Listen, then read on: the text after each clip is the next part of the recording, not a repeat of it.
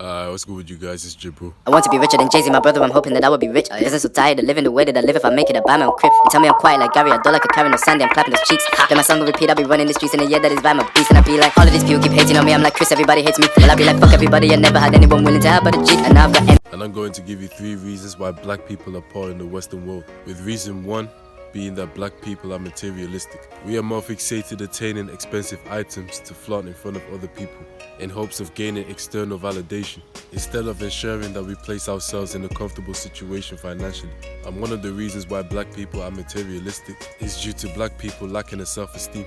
We don't validate ourselves internally, meaning that we are uncomfortable being ourselves due to how dark skin is perceived around the world. So we attempt to add value to ourselves by obtaining expensive items and clothing brands as compensation, hoping it will gain approval from other people. And people can become materialistic to the point where they are willing to spend all of their money on unnecessary items solely to impress other people, spending millions if not billions to perfect our image. So the solution I would propose for this issue is to have black people become more comfortable in their skin and value ourselves over material goods. The items, clothing brands, etc. will always be around for you to possess. So if you lose a PS5, for example, you can always buy another PS5. Melanin literally costs more than gold and diamond. The second reason why black people are poor is due to black people not having a long-term economic strategy. We rarely question the long-term consequences of how we spend our money, with black people tending to act on our impulses, acting out how we feel at that exact moment, instead of stopping ourselves and wondering whether or not we are making a wise economic decision. We are strategizing and planning out how we can become financially stable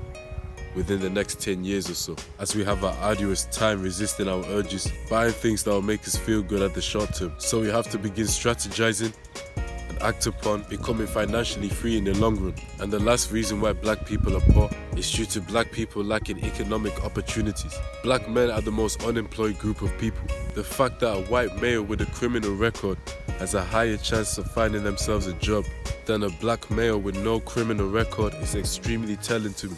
The majority of businesses owned in Western societies today are run by white people. So it's obvious to me that racial biases are coming to play when it comes to other ethnic groups deciding whether or not they will hire a black person. It's been proven that every non-black person has a racial bias. That's why I am adamant about black people creating black-owned businesses and hiring other black people.